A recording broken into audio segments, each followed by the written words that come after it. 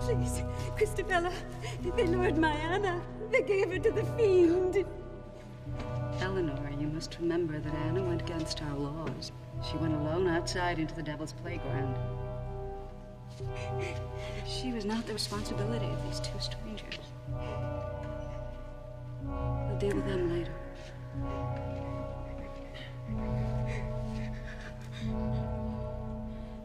Now we must pray.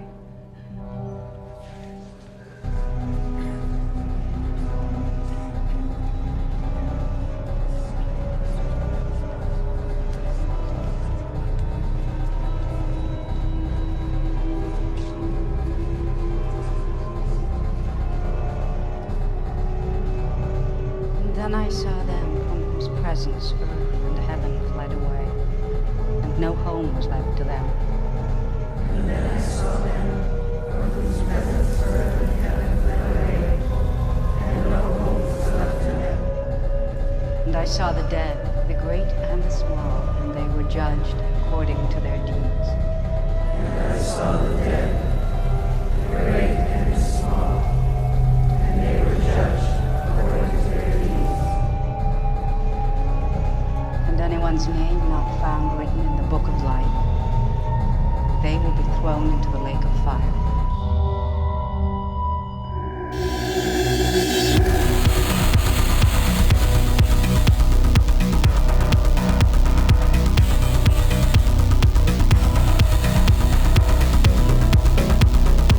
Hey, I'm Kyle. Thanks for joining me and Andy for the Legendary Creature Podcast. So, if you're listening with your kids or your conservative grandma, maybe you don't, because we swear. Or you can check us out on YouTube, because hey, that's no place for conservative old women or children. Fuck yeah.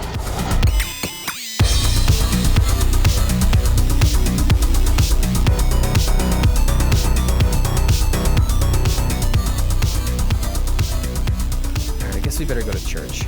Yeah, we better go to church. Okay, Orzhov. Sure. Orzhov. White and black. Color of...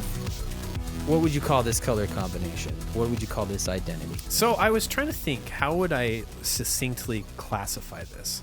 Well, you have more experience with it than... Oh, I have ample experience. Yeah, than I do.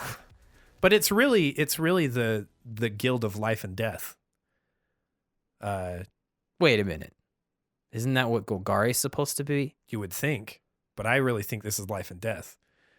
So let's think about the most recent Orzhov mechanic, Afterlife. All right. It just kind of embodies this, right? Like you have some creature, it does something, and then when it dies, it continues to do something. And I guess if we want to have like some kind of metaphor for this, Orzhov is a lot like eating curry. Okay. You know, you have a really nice meal, and when you know a couple hours later when you burp, it's not like you kind of taste curry. Like you fully fucking taste your curry. It's coming back completely. Like Orzhov is that. It's you get to taste everything twice. I thought you were going to go to the whole like toilet experience with that curry. Cuz you know, when I mean there is that aspect of it too. I call it the passing of the torch. And not like you're handing a torch to somebody. It feels like you're passing a torch through you. Yeah, through your anus. Is what it feels like. At least for me, how my digestive Either system way, works. whether it's a curry burp or a passing of the torch. Yeah, I mean, I'm kind of just going over their old mechanics, right? The first one was Haunt. And it cared about something dying. Yeah. It was kind of a weird effect. But then the middle one, Extort. Yeah. So was that a mechanic that was trying to align with So let's think about the other side of it, because it's life coming to you, right? And you're taking life from others. It's kind of life and death. It's really kind of what I see it as. Truly a color for the 19th century. Truly, maybe the 14th century. Even. Yeah, let's get it is positively medieval, aristocratic here. Aristocrats. Literally. It's the most medieval of colors. I'm okay with that, and occult. It's definitely got the occult undertones. You know? For sure. I'm gonna agree with what you're kind of putting out there, because if you kind of as our decorum, let's visit the commander identity section. Well, hang on, one more thing. What are we talking like strength or weaknesses? Like You want to say removal, we've got in spades. Yeah, and I think there's a lot of nuance that we can add to this discussion. Top shelf removal. Would you say it's top shelf removal? Yeah, but you and I have had the discussion about white has this reputation. Oh, it's got the best removal. Yeah, we've talked about that. But there's just a handful of the best removal. But when you splash black, you can go from Path to Exile. Yeah, Swords to Plowshares. Swords to Plowshares to now you've got Utter End, Anguish Unmaking. Like now we do have something Mortify. to talk about. Mortify. You got stuff to start talking about. Yeah, there's really, really good removal when you put these two colors together. And black, of course, has a lot of great creature removal. Yeah, like go for the throat. Yeah. I just, for whatever reason, Dismember, dude. Dismember. I fucking love Tragic Slip. Because you're already playing colors where stuff's going to die. You like Tragic Slip? I fucking love Tragic Slip, dude. Huh. I mean... -13. Yeah, it'll drop for that morbid. It'll drop a Titan. Yeah. Except for, the one that's protected from instances. Sure. Okay. So, top shelf removal. Yeah. Life gain and life exchange. Yes, life gain, life exchange. So paying life to grant things. Yeah, so which is very black, and then white, the life gain. So those things, in that regard, these two colors go well together. Yeah, they talk to each other. Like extremely well together. And then now when we talk about EDH Rex top Orzhov commanders, you see the word death occur on them, sacrifice occur on them. The word life gain and life loss recur on them a lot. So the number one is Athreos, God of Passage. Aristocrats. Oh yeah. Kind of. Well, really, it's the Shadowborn Apostles. Yeah, I mean that's probably the best build around Athreos, right? Yeah, it's probably more often than not what people are doing with him. Yeah. Then down from him is Eily Eternal Pilgrim. Yeah, so this is going to be more of a.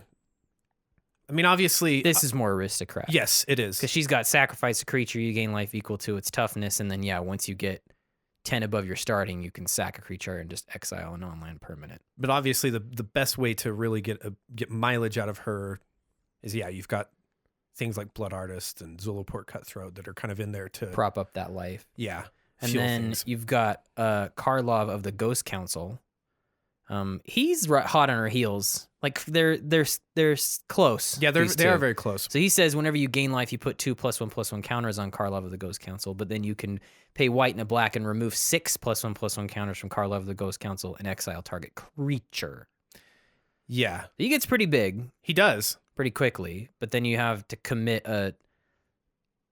you got to pull the mushroom out of him for a minute. He downsizes and then a creature gets exiled if you really got to do it. Yeah, Karlov and Eily have a lot of cross functionality, right? And like you emphasized in stating, she can exile anything, permanents, pretty much just short of a land. Yeah, and he's just in the business of dealing with creatures. And then you got Daxos the Return. I don't understand. It's kind of an oddball. I don't understand this being in the top 5 of the color combo. I go back to our Banchantress episode and say should have been Abzan, man. Yeah. So he cares about enchants. He's a little bit of a oddball comparative to what we've seen behind or on top of him. And then you go down to old Teysa, Teysa Orzhov Syndicate, who's just, she's a bitch. And she's a combo town, right? Yeah, definitely. And then we've got Console of Allocation. Allocation. So he's a little bit of a pain drain thing. Like he's like a nicer Rurik Thar. Oh yeah. Yeah, but like there's some. This is where you can kind of take advantage of the white equality type stuff, but because you're playing with black, you can kind of pitch that a little further in your own direction. Yeah, you have a deck like it for him. Yeah, yeah, and then as we kind of come down from there, you've got various things, but you see life come back a couple times, creatures coming back out of your graveyard, more pay life stuff. Krav Regna's kind of. A little bit of both. Kind of a mixture, yeah. Yeah, so definitely life and death. When you say life, you mean your own, and when you say death, you mean your creatures. Yeah. Yeah. I think maybe, I'm going to say something. Maybe this is off. I think Golgari is more about the cycle of life and death, where Orzhov is more about the event. I think that's a really good way of putting it, yeah. It is about the event. Yeah, like this thing died. Things are happening. Exactly. Where this because is like, well, it is dead and it is in our graveyard. So this idea is going to be is happening. So like, what do they call like it? with Undergrowth. Golgari, it's like I'm going to make something happen. It's going to be utilized but it's for dependent something. it's dependent on the cycle existing. Where this is like, I need something to die. Yeah, exactly. You know, but once that moment is gone, it's kind of whatever. Yeah, exactly. That's a really good way of putting it. I think. Okay, so now let's go to our next piece. What is our experience in the play group? A lot of it. So we have seen Athreos with Shadowborn Apostle. Yeah, we've seen that. I think everybody's all over that. Yeah, and have been for a while. I've done Eiley, and I was mildly entertained by it. I don't think I was entertained enough. I've been searching for the right Orzhov deck to marry myself to, Andy, because I like Orzhov a lot, but I'm very picky about it. Mm-hmm. But there are some games with Eiley where I think I don't know, there was just stuff online that was really fucking around with people fast. Yeah. We've had Vishkal. We have had Vishkal. It's been a while. And Brad said it was the most boring deck he ever played. That was a long time ago. That was a long time ago. He was like, this thing's boring. This is before all these people existed. Like he was like one of the only options you had. Yeah, it's true. I did Teysa Orzhov Scion for a quick second. And then dropped it. I dropped it because the utter dependence on the combos in that deck annoyed me. It's probably the shortest lived deck I've ever had. Yeah, actually. You give him a couple iterations before you drop him. But yeah, that one I just was like, I'm not into it. That time it was done. I've got Cabal currently. I do enjoy that. Just kind of a hate bears type thing. It's pretty fun. Is that it? I think that's it. We had Daxos. There was a Daxos. We did have Daxos. And I've got Krav Regna as well. Oh yeah. I completely forgot. You have both. You have two right now. Yeah. And open like that are sleeved and ready to go. Yeah, they're like Andy is to Izet as Kyle is to Orzhov. Yeah. I think what you're saying where you're looking for the perfect Orzhov commander is kind of what I'm feeling like. I want something that's powerful but not completely broke. So, yes. So Mizzix is my Teysa. Or sorry, your Teysa is like my Mizzix. Right. Like, Mizzix is just...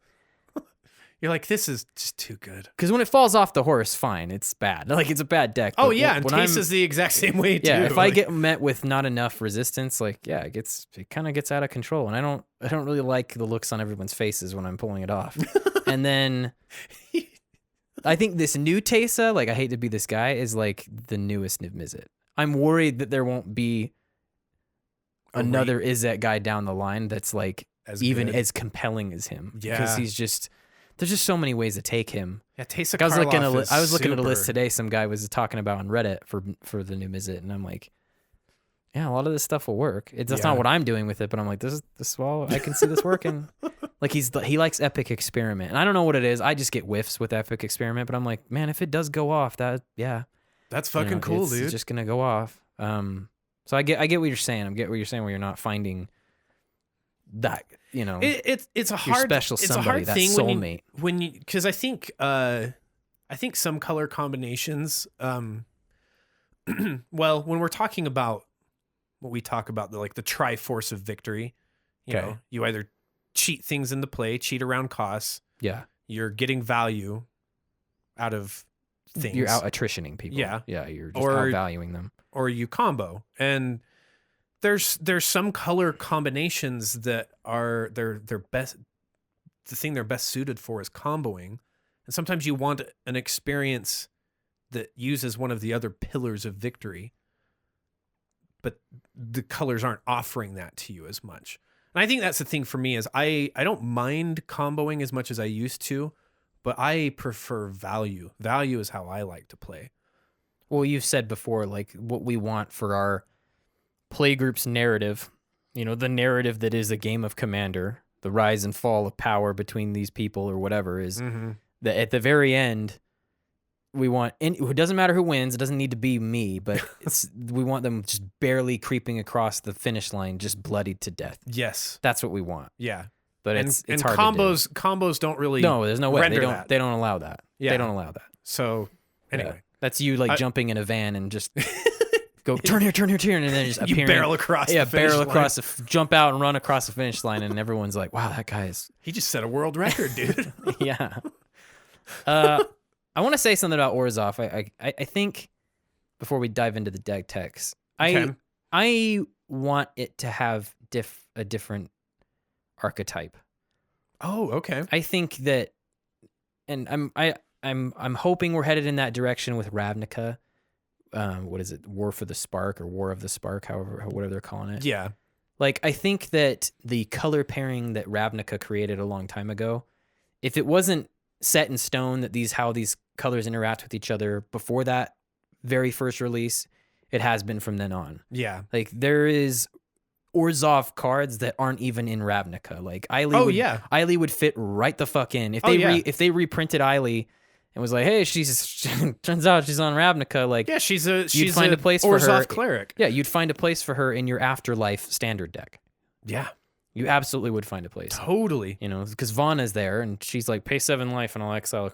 Like she fits in with all, you know. So Yeah. they've pushed this identity so hard on this specific color pairing. Yeah, because I think It feels like it's its own color. it is its own color. It's its own color. I feel the exact same way. What I hope for the future is that they will take it in a different direction. So we've got some completely different black-white archetype. I don't know what that is. I haven't really thought about what I would like to see, you know, but...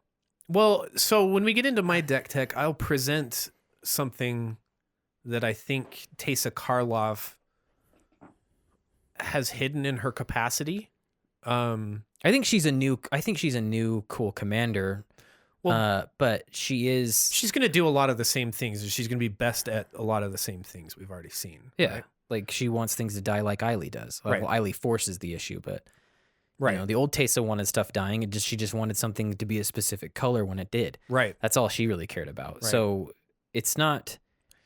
It's a new type of card in that it doubles that effect, but it's not a new idea. Am I making sense? Like, yeah, you are. What I'm and, saying. And like I said, I've got an alleyway that I think is hidden in Teysa that maybe can manifest a different archetype potential that Orzhov could have. Okay. Were you ready to take us down that alleyway now? Yeah. So let's dive into Teysa Karlov, and I'll bring us there. I'll let you take a gander at that alley as we go. Remind me what the hell she does. So Teysa Karlov, she's actually really dope. So she's 2 white black for a human advisor. Power and toughness is 2/4. And she says if a creature dying causes a triggered ability of a permanent you control to trigger, that ability triggers an additional time. Creature tokens you control have vigilance and lifelink. Yeah, like that piece of text needed. And honestly, I kind of feel like you can ignore that. It's almost misdirection with her, because the thing that is just so fucking dope about her is that you're doubling creature death triggers, right? Or the results of those, right? Okay. Yeah, I do kind of see this where people are building a lot of tokening type stuff, and I guess I would offer a word of caution. I think when there's a lot of strategies like that, like you want to make sure that your deck is focused, right? Like it would be easy to put in a lot. There's tons of token creation type stuff that's not playing off of her doubling the dying triggers, right? So really what I probably should say this, like we need to make sure when we're talking about her, we're seeing the word whenever. Yes. Like, because it's a triggered thing that she doubles, not a... I'm trying to think of something like that would happen twice. It's not like a flesh bag marauder goes off twice or... No. Or whatever. It's Yeah. not like when you do a demonic tutor, you get 2 of them. Right. Or sorry, like a demonic intent or whatever, you know what I mean? Diabolic intent. It's not like that happens. Yeah, and there's some things that, like, because I found myself, maybe it's worth highlighting, and I don't know if this is specifically what you're talking about, but I found myself feeling a little confused, like, oh, that doubles the amount of mana you get out of Ashnod's Altar. No. And no, that is not the case. Ashnod's altar gets the mana from sacrificing a creature. You pay the cost not to from get the a mana. creature dying. Yes. And so there is that distinction. But Pitiless Plunderer would give you twice the treasure. Exactly. Because it says whenever a creature dies or whenever a creature you control dies, you get a treasure. So that would twin out. Exactly. Okay. You're spot on. So there is some nuance to how she works. Jesus, dude. Elenda the Dusk Rose is like both her lines like her because she says whenever a creature dies, she gets a +1/+1 counter. Let me. And then when she dies, yeah. Let me take you there, dude. Oh yeah, sorry. We've got. I just typed in whenever and then white black into whatever, and it's populating everything for me from Scryfall. So Elenda, let's just start off because I want to talk key combos. Okay. So let's start with Elenda and the Dusk Rose because. We got to admit, man, we've shit on this one for a while. We have. As a commander. Yeah, but she has a place in your 99 for fucking for sure. Teysa. And in Teysa, yeah, if you're not putting Elenda the Dusk Rose in your Teysa deck, you're crazy. You're doing something wrong. Okay, so Elenda the Dusk Rose, same mana cost. So it's 2, a white, and a black. She has lifelink. She's a 1/1 vampire knight. She says whenever another creature dies, put a +1/+1 counter on Elenda the Dusk Rose. So even ones you don't control. Yes. Hot. So even just kind of like let's tie this back to Teysa. So if a creature dies, Elenda goes off twice. She gets 2 +1/+1 counters. Okay.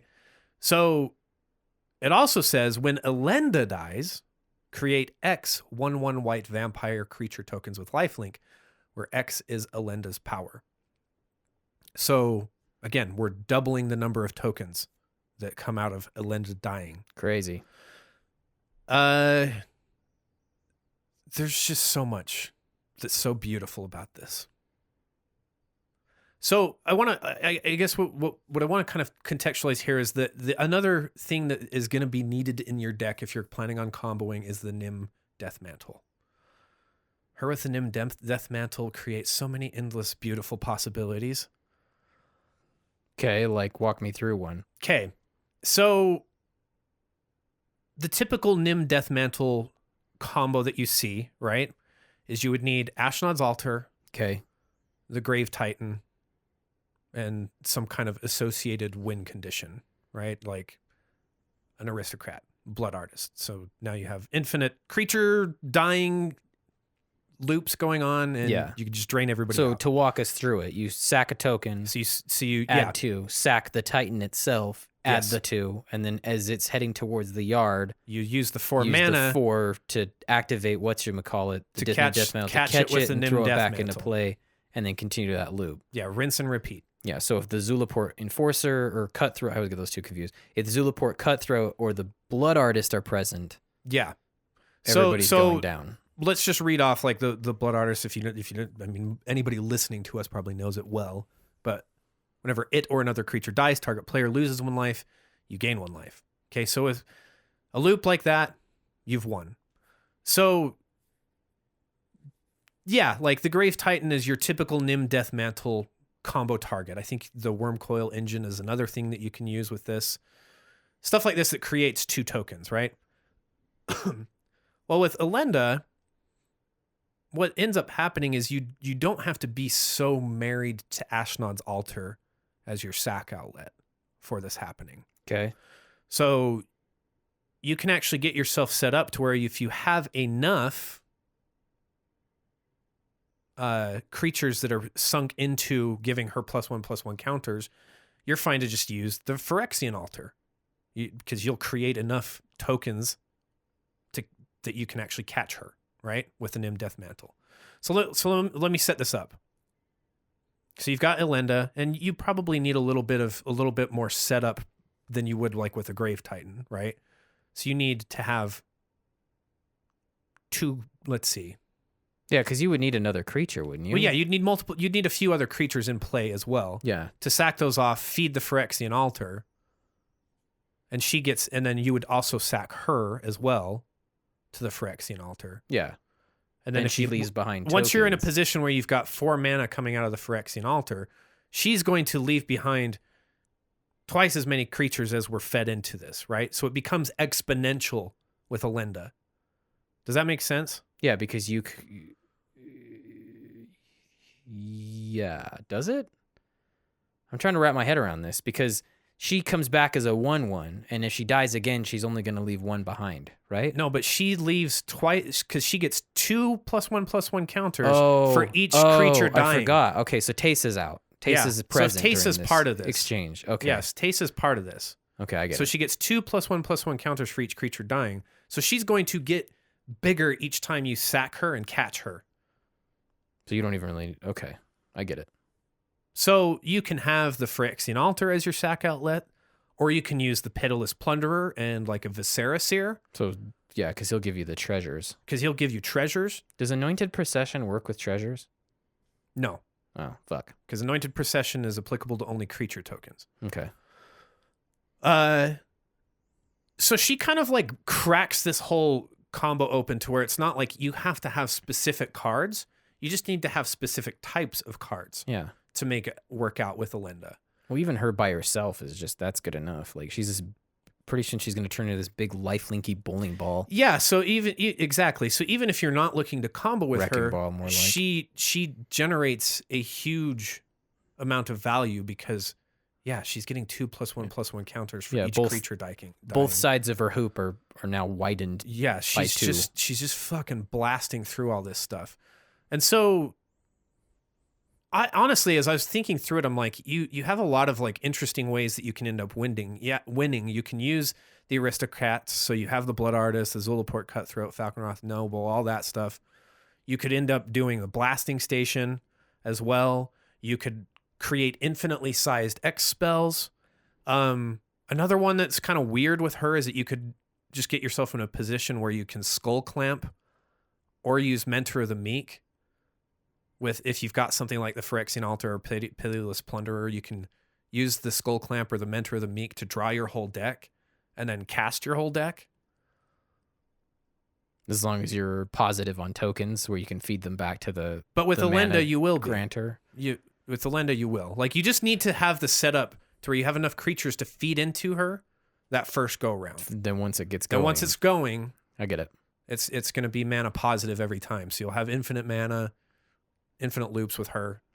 And yeah, like it's just very, very interesting to me. Like, you could make the Altar of the Dementia and the Pitiless Plunderer kind of your sack outlet, mana outlet, and infinitely mill everybody. So crazy that we're even talking about Phyrexian Altar now.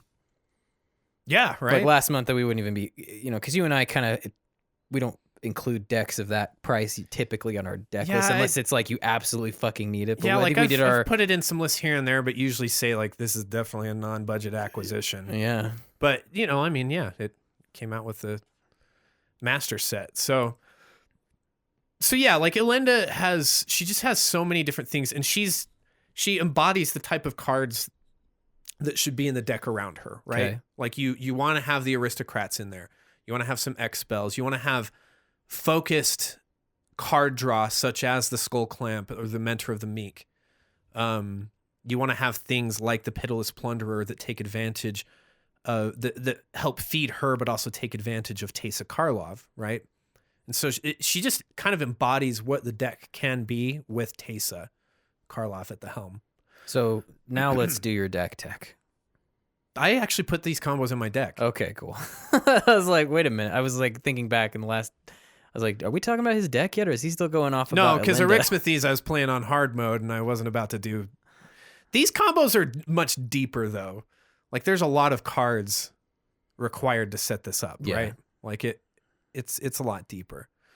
Let me go back and talk about the Grave Titan combo a little bit more though, because what Teysa Karlov does is she makes it so you can have the Grave Titan type combo go off with many, many different creatures. And so that just see this event and then what are we talking about? Well, so this works so well with the Grave Titan because it brings in 2 tokens, right? So you end up you end up with infinite tokens as well, even if you don't that's have easily achieved by itself. Yeah, if you don't have something like a blood artist in play, well, you can create infinite tokens. Yeah. Right? So would I drop that massacre worm, you can be infinitely dead. Also true. Times 2. But like these afterlife cards actually make it so that you can accomplish it with anything that has afterlife on it as well. Huh. So let's look at one, the Imperious Oligarch. Okay. This is a really low to the ground one. It's just a common. So it's white and black for a 2/1 human cleric. It has afterlife 1. Okay. So it leaves a spirit behind. It leaves a spirit behind. But now with Teysa in play, it will leave it 2. will leave 2 spirits in play. Ah. So now you can do this Grave Titan, Ashnod's Altar, Nim Death Mantle loop with just this common. You can do it with things like the Zathrid Necromancer. Provided you have another creature to get it going, right? Because it'll create. Yeah, you would need another one to get going. Yeah, because you would need another one to get you're going to right. get your first 2. You're right. You're right. So you have to get them going with another one. You're right. You're like, don't bother me with that detail. I don't give a shit. You're right. You'll have another one somewhere, I'm sure. Yeah, because I mean, with what you're doing with this deck, like there's plenty of other creatures that you'll have that available to you. But like, yeah, I mean that kind of embodies the example. There's other cards that functionally do the same thing as Afterlife. So like the Zathrid Necromancer. What is that? It gives you a human. Yeah, so it's 2 and a black for a 2/2 human wizard, and it says whenever the Zathrid Necromancer or another human creature you control dies, put a 2/2 black zombie creature token onto the battlefield. Jeez. So it'd give you 2. It's functionally Afterlife, right? Like it's Afterlife 1, but then with Teysa, it gives you 2. Gives you 2. So you go to 4. Yeah, you get 2 2/2s. Yeah. Yeesh. So you can kind of keep doing. So I've kind of put a lot of those types of cards in the deck so you can kind of have, because if you're not in a position to combo, you're going to get value out of the token creation that comes from these types of cards, right? And so, well, just a few exchanges with this and a Grave Pact present, because it's a whenever, isn't it too? Yeah. So that's even on the board. It's CC Town for sure. Yeah. So that's a good point, and like we can bring this up right now. So as Andy alludes to, Grave Pact, Dictate of Erebos, Butcher of Malakir, all of them have the, whenever a creature you control is put into a graveyard from the battlefield, each other player sacrifices. So they'd have to meet that demand twice. So they would have to meet that twice. So goes without saying, even once is enough. For a lot of decks. It hurts a lot of people just to have to deal with that once. Goes without saying, you should have these in this list. They're in mine. Because she's just going to make it so oppressive. Grave Pact needs a reprint. It really does. Really does. $13 card right now. Same with Dictate. I just want Dictate to always be affordable. Like it's such a it's just such a good card for black. I like the flash aspect that you can kind of surprise in people the middle into of a block. Like if somebody's trying to make something asymmetric happen, you can bring them back into symmetry. I like casting it during a block where it's like it was safe when you came here, but now it ain't. That's actually pretty clever. I like that a lot. Let's talk about Coco Show. Oh my God. Does his work? Is it it is a whenever, right? It is a whenever. So let's read off Coco Show. Okay. So 2 black for a 5/5 flying dragon spirit. He's Coco Show. Yeah, he's fucking the shit, dude. Of course has flying. When Coco Show, the evening star dies, each opponent loses 5 life. You gain life equal to the life lost this way. Coco Show's already really painful in Commander. Yeah, he was banned at one point. It swings the game very heavily in the favor of the person who has Coco Show and is able to make Coco Show die. Yeah. There's Coco Show loops. Like people set up ways just to loop him. So let me present 2 things with Coco Show that should just put the fear of God in your play group. Fear of the dragon. Fear of the dragon god. Dragon spirit. Dragon spirit. Continue. Okay. If you have any semblance of big black mana that puts you in a position where you have 12 mana, So we're talking Cabal coffers, Yeah. Crypt Ghast. So if we're sticking with the Nim Death Mantle, you have enough. You don't even have to create loops. If you just have enough mana To catch him once. to catch him, yeah, even once is painful. But if you can just catch him 3 times, We're done. we're done. Just it's over. If you have the Gift of Immortality, So you just need 12 mana, right, to loop that. So, yeah, to loop that so with nothing else but Nim Death Mantle, 12 mana, and a sack outlet. exactly, And Kokosho. and Kokosho, and you're ready to go. So Yeah. that's a pretty straightforward one. You just don't need you don't have to. It's Oh, not and, a. It's and your commander, of course. yeah, it's not a loop, but you have enough to just do so much life drain from everybody. It's over. Of course, Gift of Immortality is a very popular kind of synergy that people use with Kokosho. Oh, yeah. So 2 and a white for an aura. So Shit, that card on any of this stuff makes things bonkers. oh yeah, exactly. So when enchanted creature dies, return that card to the battlefield under its owner's control. Return Gift of Immortality to the battlefield attached to the creature at the beginning of the next end step. So with a sack outlet and You get an Kokosho and a extra- Gift of you'll get an Immortality, extra one, yeah. they only have one time around the table with Teysa. Because normally it's like, wow, this is going to hurt. We need to deal with that soon. Oh, but you do It's it every like turn. you literally have one time around the table. I'm going to do this on my turn. I'm going to do it on your turn. The other, like in a 4-player game, everybody's done one time around the table with that. Whoa. So Kokosho it's scary. It's just really fucking scary here. Huh. I don't have so this is the alleyway that I think Teysa Karlov kind of presents to us. So you know my Tishar deck. Yeah, I know of it. You know, there's a lot of cards like Scrap Trawler in it. Yeah. So whenever Scrap Trawler or another artifact you control is put into a graveyard from the battlefield, dies. You return one. Return to your hand target artifact card in your graveyard with lesser converted mana cost. So now we can get 2, right? Mm-hmm. Off of this. I think there might be some interesting things that you could do if you wanted to build sort of if you're that guy that needs to get real weird with Teysa. I think you could do something with, you know, like Scrap Trawler, what is it, Mere Retriever, Junk Diver, those types of cards. Yeah, KCI is already a thing. So you would have another Ashnod's Altar. Yeah. As long as we stick with yeah. I get where you're going. So it would allow you to include in your, because right now, like it's not useful for me to put KCI in the deck list I have. Right? Yeah, I get it. But we're talking about different alleyways to walk down with Teysa. Yeah. So if you wanted to take this artifacts build, it would be worthwhile to put KCI in your deck now. Absolutely. And you have if functionally 2 copies of Ashnod's Altar in your deck. That's only the start. Like there's a lot. There's a lot. There's trading posts that could get you goats. Like, yeah. Yeah. So yeah. I think there's a lot that can be done with artifacts. Like the combos are going to look a little different from, like you could do the Tishar type stuff that's out there. There's the Disciple of the Vault.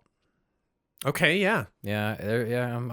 I'm beginning to feel it. Now we're in my territory. Now we're talking artifacts. I'm like, okay, I'm starting to noodle this out. You could do it. You see what I'm saying? Yeah, Like, no, you could do it. Like there's enough stuff here that I think you could make Teysa pilot a sort of an artifacts deck. And I think she could probably be, I didn't explore it too much, but I know because you're able to double those returns with those types of things. Yeah, for a lot of them anyway.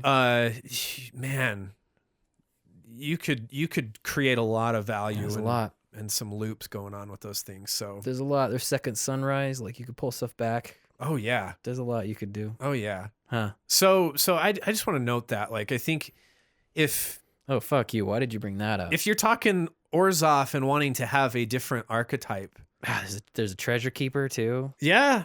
Dude, fuck off. Why did you bring that up? There's an artifact creature that when it dies, it adds 3 mana to your mana pool. Cathodian. The Cathodian. Yeah. So that would give you 6 mana. Yeah. When it with dies. the Ashnod's Altar, it would give you a lot. Yes, you'd have 8 with an Ashnod's Altar from that thing dying. Like, Dude, why the fuck did you do? Why didn't I think of this shit? The deck I brought today is like, I mean, it's all right, but it ain't freaking Orzhov artifacts. Like when we that's itching my brain. When now. we talked the Selenia deck, I kind of brought up like the Imara artifacts deck. And that pissed me off too. I think that Imara thing is like, it's a little bit of a long shot, but it's doable. Yeah, this Teysa is closer. This Teysa artifact stuff, like, no, you can go the distance with that shit easily. I think Andy needs to build that deck. Dude. Yeah, my pants are too tight right now. Okay. Anyway, that's one alleyway. That's one alleyway, and I think that's something that's worth noting. Worth noting. Like, people should duly noted. Explore that. Duly noted. I don't know. I'll try to be brief with the rest of this because I just think there's some other things that you want to make sure that I've included in the deck that we want to make sure. I don't know. Just abuse her. So we already mentioned the sack demands. Out of context, that sounds so fucked up. It I don't does. know. Abuse her. Who? Her. Her. Abuse women. It's like, dude. Abuse the card, my dude. Abuse the card. Yeah. Teysa, swiggity swooty. I'm coming for that. Doesn't she have like a limp or something in like the story? She's got a cane. Well, her leg's like jacked up or something. You'd think the Orzhov, they would have some really good doctors, but ways of fixing that. No. Yeah. So you're going to be interested in these cards, dude. What are they? Because aside from just doing tokens, which, you know, obviously she has synergy with that to some degree, I think it's more than worthwhile just to get things going with someone like Elenda. You know, like we've illuminated, you need other things to get it rolling. So why not throw in a reassembling skeleton? Fuck yeah, dude. Here he is again. Yeah. I love that card. Gotta have old Rattlebones, dude. You do. And Nether Trader? Nether Trader is in here. Hot. Also, I put in the Bloodghast. Not quite as abusable as those other two. It happens, but yeah, you're gonna be intrigued by this one, dude, because I shit on it when we were reviewing it. What is it? Gutter Bones. You did put it in. I put it in. You piece of shit. I just figure let's try it out. Let's go back and play the audio from that yeah, I know, right now. I just figured, don't know, man. You gotta. So here's my reservation. Let me read off Gutter Bones just for a reminder to people. So it's just one black to get it out. It's a skeleton warrior. Ooh. Okay. Skeleton tribal, dude. It's a 2/1, and it says that Gutter Bones enters the battlefield tapped, but it has an activated ability. You can pay 1 and a black and return Gutter Bones from your graveyard to your hand. Activate this ability only during your turn and only if an opponent lost life this turn. So, some hoops to jump through, but combat can do it. You're also in Orzhov. There's aristocrats that are going to make it so that somebody's lost life. Yeah, you can get through that hoop. Sure. Like, and yeah, probably with most of the combos, you're going to be doing this stuff during your turn anyways, so it's not that big of a deal to be restricted to doing it on your turn. A little more costly than doing Reassembling Skeleton, which just has activated of 2. You've got to recast old Gutter Bones, but you know what? It's a recurring creature that's got a low to the ground CMC. We'll take it. Let's do it. Let's try it out. I also mentioned like the card draw type stuff. Putting in stuff like I said, like Skull Clamp, Mentor of the Meek. I think it's Skull Clamp. Skull Clamp was just gonna go crazy with this, right? Yeah. Like you're gonna draw 4 cards from each creature type. Like it's just that's a lot. Yeah, if we ever get in the time machine with Doc Brown, let's go back to the design team that came up with that card and, you know, kiss them all on the lips. Just don't do it. Kiss them all on the lips, like fall for me. Grim Hara specs. Don't take your mom to this under the sea dance. Take me. Take me. So we go way further back.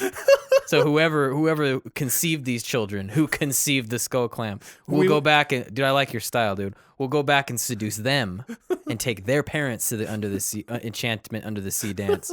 Because I'm going to be the paterfamilias of the guy that invents skull clamp. Paterfamilias. That guy came from my seed. Yeah. Okay, continue. Sorry. So Grim Haruspex is another good card draw thing to do. 2 and a black. Whenever another creature you control dies, draw a card. That's just good. Yeah. So I another non-token creature. Excuse me. I don't know if I said non-token. Yeah. Another non-token creature. Yeah, better get used to saying that. It is. So that one I liked using. Because there's what's the enchantment version of that one? Is there one? Isn't there? I swear to God. Well, there's the Harvester of Souls. Harvester of Souls is another one But to I put think in. he says that if anybody anywhere dies. Yeah, any creature anywhere dies. Does he care about non-token? I don't think he does. I don't think he right? does, but he has a higher CMC, I think, is a reason behind that. So Harvester of Souls, whenever... Oh, it is non-token. Whenever another non-token creature dies, so it doesn't matter whose it is. Anybody's died. You may draw a card. And it's you may. He's one of the only flightless demons. One of the few, yeah, right? Including Krav. Krav is also, you're exactly right. So I want to be a little careful with those types of things where, like Grim Haruspex. Why? Well, let me qualify. Are we talking about Skull Clamp and Grim Haruspex and the No. Harvester of Just Souls? Grim Haruspex by itself. Obviously, I don't know. I think those effects, like I'm a little wary of. Like I want to make sure I can get rid of those effects when I need to. Card draw effects? Well, because with the Grim Haruspex, it's not a may, right? Yeah, you have to. Like, you have to. What are you worried about? So if you're looping things, like obviously there's sack outlets involved. You need to get rid of that. But I'm just saying, like effects like that, I want to scrutinize a little bit. Because it's Dark Prophecy. Oh, that one. So it's 3 black. It's an enchantment. I always forget about this one. So whenever a creature you control dies, you draw a card and lose 1 life. Yeah. So that can't be in place if you're about to start looping. Well, that one you'd have a hard time getting rid of because it's an enchantment. It's an enchantment. And it'll kill you. Yeah, it will kill you. So before you deck yourself, so probably. I guess what I'm just saying is I would be cautious about that kind of stuff. It's nice in the deck because it will draw you a lot of cards, but also it could kill you. So just, be careful. But then again, it's offset by something like if you've got a Blood Artist out, then... Yeah, it's self-sustaining. It's offset. It's no big deal. Other than maybe you deck yourself, but hopefully you can win the game before that happens. I didn't set this up at all. So I'm just going to mention it now. I actually went into trying to build this deck to make it something that sort of straddled a line between Teysa Karlov and Regna and Krav. You madman. So are you telling me that you have 3 commanders in the command zone? You know it, dude. The intent being that I could put either Teysa Karlov in the command zone or Regna and Krav in the command zone. And put whatever of those that's not in the command zone into the 99 or 98, what have you. That was actually kind of a hard challenge to try and do because it can make a deck diffuse. Okay, so let's summarize. You've talked about some combos that just are generally good with her. Right. You took us down the very dope-ass alleyway of looking at maybe doing an artifacts focus for her. Yes. You've talked about some kind of different card draw engines that are pretty fucking nuts with her. Yes. Because they're doubled. And then, I kind of threw in my hat with the Great Pack type stuff. Yes. Now we're talking about the deck. So I just kind of want to like point, because I've got a few cards that I included that work really well with her. Okay. But are going to benefit them probably a little bit more. All right. So your deck, the one that you're bringing to the table. Yes. It can operate with either of these 3 in the zone. Yes. That's how I've gone about this. Now, By the time we post this episode, I might have a few tweaks to the deck list to make sure that it works that way. Okay. But I'm pretty confident with most of this stuff. Like, it's going to be like these combos that I've talked about. Krav can draw you a shit ton of cards. Yeah, I was going to say, like, he's pretty great. So he can kind of facilitate getting that stuff set up. Like, I'm not scared about having Teysa Karlov combos in a Regna and Krav deck because they'll get you there. You know, it might. I like them and the other 99 for her because if you draw one, you drew them both. Exactly. They I tutor each other, and so here's a few cards that I have that play off of Teysa quite well and that are going to more specifically feed Regna, who then feeds Krav. Yeah. Right. And this is life gain. Just some life gain type stuff that I think makes things really nice for these guys. Okay. One of them, I again, kind of a caution on this one. Ashes of the Abhorrent. Like, if you're using something like the Reassembling Skeleton, might kind of non-bow you a little bit. What does that do? So Ashes of the Abhorrent is an enchantment. It says it's one in a white. Players can't cast spells from graveyards or activate abilities of cards in graveyards. So yeah, you can't activate your Reassembling Skeleton from the yard now. Yikes. It's a bummer. Whenever a creature dies, you gain 1 life. So now with Teysa, whenever a creature dies, you gain 2 life. Something like this is going to get set off really, really quickly. But then also with Regna, it just feeds her, right? Like, she gets to put out tokens at the end of the turn because something died this turn. Cool. Gained a life. So it works nicely with both sides. It plays nicely with both sides. Okay. There's just more of the same. So the Dross Harvester is a creature. It's 1 and 2 black, and it's a 4/4 horror. Protection from white. At the end of your turn, you lose 4 life. Oof, rough. Yeah. Whenever a creature is put into a graveyard from play, you gain 2 life. Huh. You're gonna outpace that end of turn life loss. Oh yeah. Because yeah. Teysa now doubles that. Does it care about non-token? Whenever a creature is put into a graveyard from play. Huh. So Teysa will feel that pretty nicely to gain you a lot of life. And again, Regna appreciates it. It's pretty hot. Proper Burial. What is a proper burial? Proper Burial, 3 and a white for another enchantment. Whenever a creature you control is put into a graveyard from play, you gain life equal to that creature's toughness. And then Moonlit Wake. Whenever a creature is put into a graveyard from play, you gain 1 life.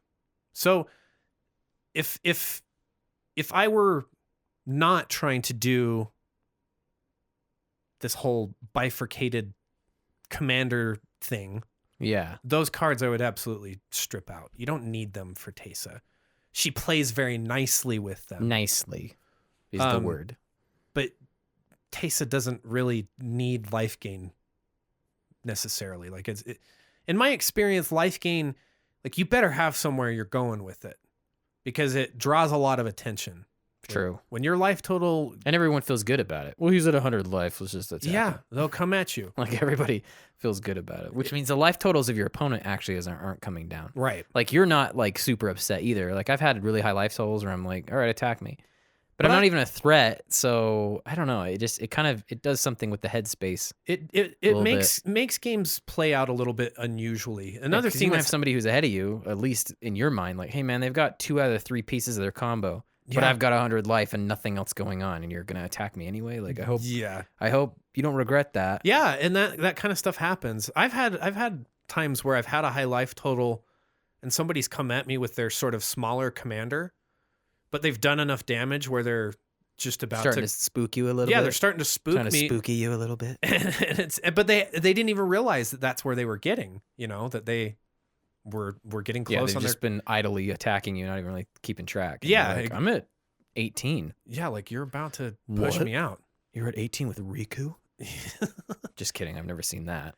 But anyways, so that kind of stuff could be stripped out.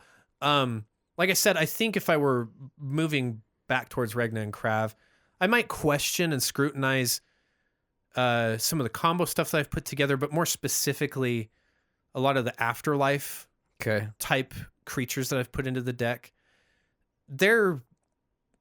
You might be fine, comfortable using them with Regna and Krav because they have multiple deaths, multiple creatures that you can use. They probably have to be pretty amazing. But they would, these guys. Yeah, you would. The effect's cool and all, but yeah, I mean, the Teysa is the one that abuses them, right? Like, there's probably better ways to token or get creatures set up for Regna and Krav. Teysa and the cycle of abuse. All right, this joke's getting too dark. I gotta back off of it. Anyway, that's the list. Like I said, I'll post it for everybody. But if it's intended to be kind of bifurcated, so you can kind of have different commanders and hopefully some different. I like that approach. We've tried it. I remember like brainstorming with Sean a while back about trying to do, like a Golgari one. This is maybe 3-4 years ago, where he would have Varls, Gerard, or I think it was Skullbriar, dude, was the third one. Like either one of them could be interchanged. And yeah, like the deck becomes diffuse. Yeah, like, it's in danger of on being paper diffuse. It seems like it'll work. Sure.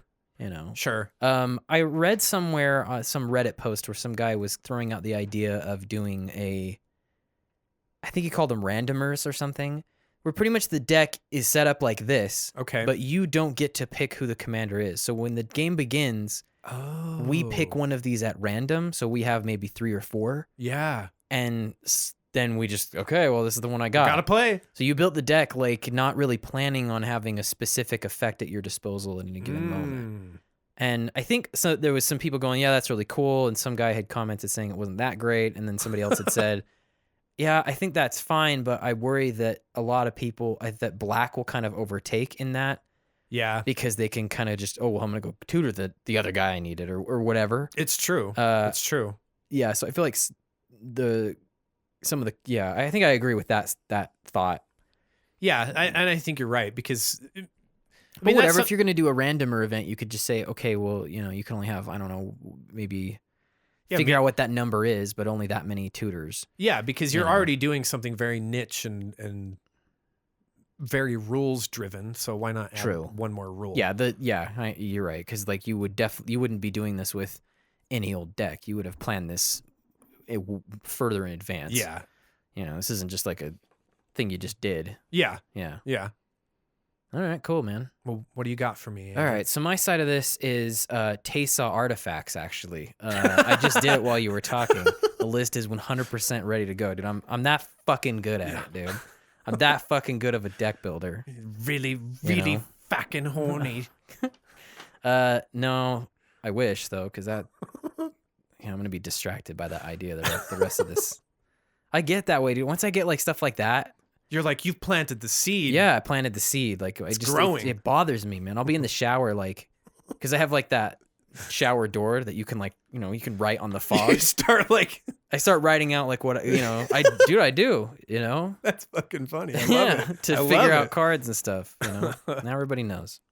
Selenia Dark Angel. Ooh. So pre-8th commander. She's from this Tempest. is old, dude. She's 3, a white and a black. For a flying 3/3 summon legend. Summon legend. Yeah, she's a summon legend. She's a legendary creature angel. Yeah, it's a legendary creature angel. But she has flying, and then her big thing, the reason why she's the commander of this idea, anyone who's heard of this list is probably already like, okay, here we go.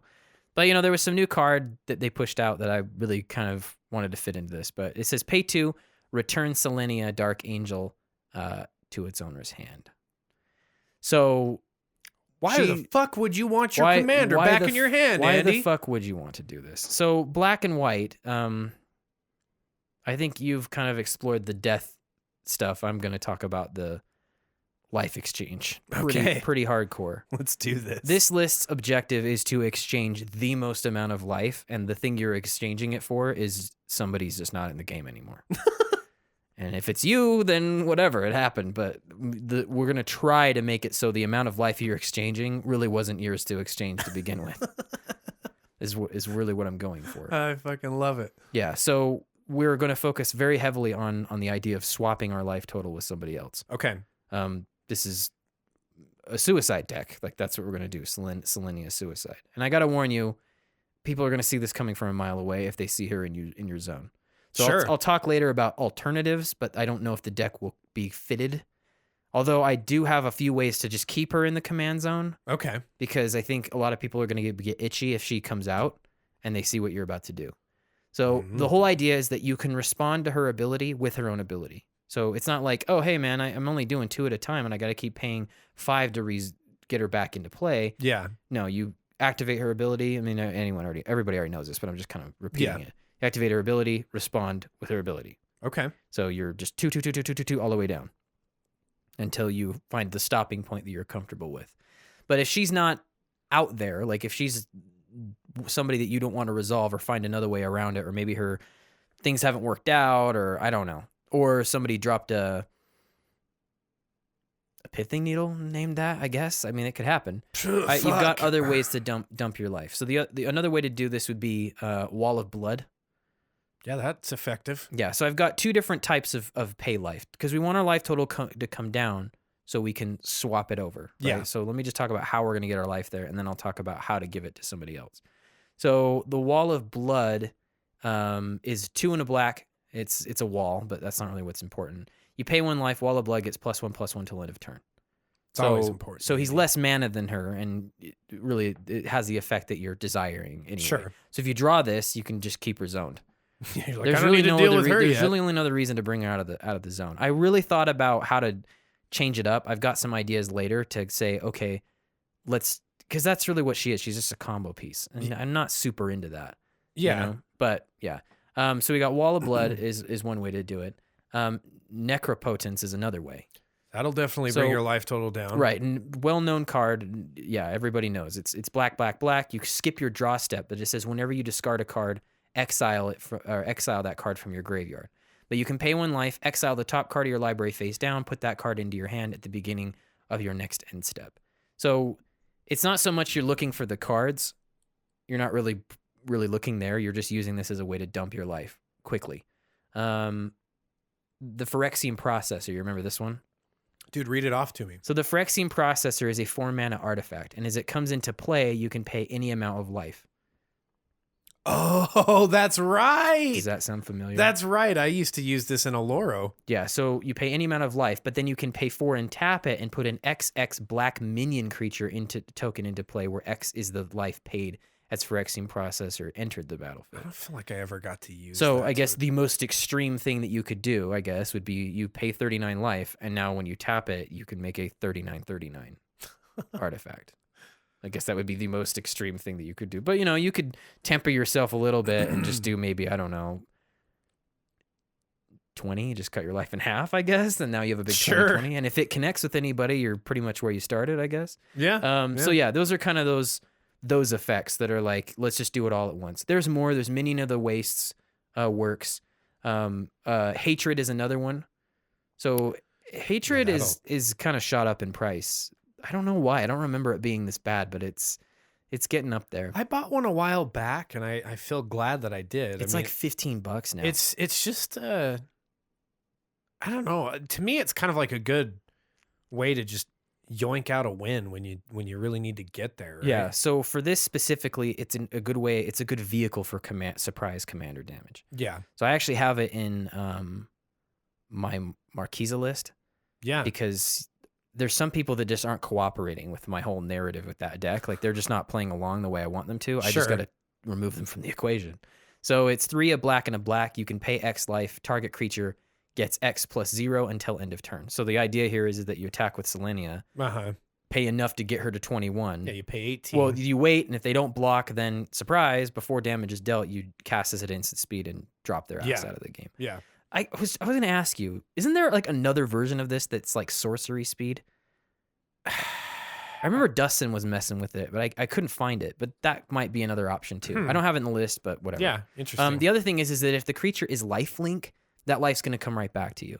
So if you attack with a lifelink creature, you can all in on that. Oh, and yeah. then when damage is dealt, they lose. Then you just get it all back. So it doesn't necessarily need to be your commander, but it can be pretty much anything. I mean, with how reckless you are with your life in this deck, you probably won't really give a shit. Toxic Deluge is another one that you could do too. Oh, yeah. Where you could just dump the board. Yeah, considering the ways to swap life, is mostly done here through effects that don't actually need a creature in play to do it. That's probably actually good. That's a good idea. That's another way to do it. There's a lot of effects like this, but these are the kind of ones I landed on. And then here's ones that are kind of more incremental. So we've got Erebus, God of the Dead. Mm-hmm. So the big thing here is that he has an activated ability where you pay 1 and a black to lose 2 life and draw a card, right? Yeah. Then Greed, which I didn't realize it was this much mana. It's 4 mana. It's 4 mana. How do you feel about Greed? And I'm going to check your opinion on a lot of these cards because I know you've run them before. But yeah, how do you so feel about that? I look at Greed and Erebos kind of together, right? They both have an activated ability where you're paying life and drawing a card. They come in at the same CMC. Greed actually is a cheaper activation cost, but it doesn't have the ability to keep people from gaining life. Blocking out life. Yeah, that's the other thing I should say is that he doesn't allow life gain. So I kind of see them as approximate. Okay, so I got Greed in here as another way to do that. And then I don't know how to say this guy's name. I think it's Arguil. Arguil's Blood Feast. Oh, yeah. Or Blood Fast, I mean. Yeah. So it's kind of a newer one. It came out with... It's an Ixalan, right? Yeah, it came out with one of the Ixalan events. So it's 1 and a black. You can pay 1 and a black and pay 2 life and draw a card. So it's just like what's his face all over again. Yeah. It says at the beginning of your upkeep, if you have 5 or less life, you may transform Arguil's Blood Fast. So that'll happen pretty. Yeah, with this deck, it definitely will. Rarely. There's just something about this card that reminds me of that movie, The Fountain. Do you remember that? Oh, I fucking love the movie. That's what this looks like to me, like a really more like a sadistic version of that, where the dude's like going into the temple and he's trying to find the tree of life. Cry, dude. Yeah, it's pretty rough. But anyway, when you flip it, it becomes a temple of Aklazats, and then it says you can pay 1 or you can add black to your mana pool, so it functions like a forest. But the big thing is that you can tap it and sacrifice a creature, and you gain life equal to the sacrificed creature's toughness. So that's kind of a place you could go. You could get that flipped very easily. Oh yeah, with this deck. With this deck. All right, so that's how we're getting our life down. There's some other effects in here, but they're more on like the removal side. Like Imp's Mischief to change a target and lose their life. Anguish Unmaking. Like we're being a little bit reckless with our life total. I didn't want to go too hard on that kind of stuff because with how we're pacing it, you might have set yourself in a position where you're like, I actually can't. I'm not feeling safe enough to even pay 2 life at this point. So here we go into the life swaps. So the first one I want to go over is just Magus of the Mirror because it's not a repeatable effect. Sure. So it's 4 a black and a black for a human wizard. He's a 4/2, so he's pretty fragile. But you can tap him, then sacrifice Magus of the Mirror, and exchange life totals with target opponent. Play this ability only during your upkeep. So it has to happen. It can only happen at your upkeep. You have to tap and sacrifice him. So he is the least reliable thing here. That one's one that's like so telecast and like anybody that I mean, a lot of these are going to be telecast, but that one's easy. But he's in there. There is a version of him that's like a $300 card. I think it's called the Mirror Universe or something like that. It's an ancient ass card. Interesting. Because they're all like named after some artifact, the Magi, right? Yeah. So that's what he is, I think, is the card that he's the nod to. Okay. Kind of like there's Magus of the Tabernacle. Yeah, Magus of the Wheel. Yeah, Magus of the Wheel, Magus of the so there's him to swap out. Then there's I guess this kind of works. Well, let me just go with this. There's Axis of Mortality, so that's kind of the new one that people will probably think is more recent. The art is fucking awesome on it too. It's 4 a white and a white. It says at the beginning of your upkeep, you may have 2 target players exchange life totals. So it doesn't even need to be you. You can actually kind of fuck with if somebody people. else has just gotten like hit hard, you're like, you know what? I actually want that person to die. To be fucked up or whatever. Like you can spin this. You can use this as leverage in your political, like maneuvers. Like you can use this. It's not only useful if your life total is very low. Oh yeah. But everyone's gonna kind of see like, why else the fuck would they put that in the deck? Like, and there's Selenia in the zone. Like they know what's gonna happen, but it could happen. There's the ones that kind of they reset things in a strange way. Okay. There's Repay in Kind. Oh. So this used to be in a lot of just blacklists. It just was, even with outside of this effect. Okay. But it's 5 a black and a black, so it's 7 fucking mana. But it says each player's life total becomes the lowest life total among all players. Yeah. So you can bring everybody right down with you and then finish them off with something else. And honestly, with that much mana dumped in, you kind of earn it if you win off of this card. Oh yeah, for sure. It's not an easy play, and it's For something sure. that can be disrupted. I mean, blue player could come in and stop the second effect that you're trying to go for. So let's say you go for like a 1-powered exsanguinate.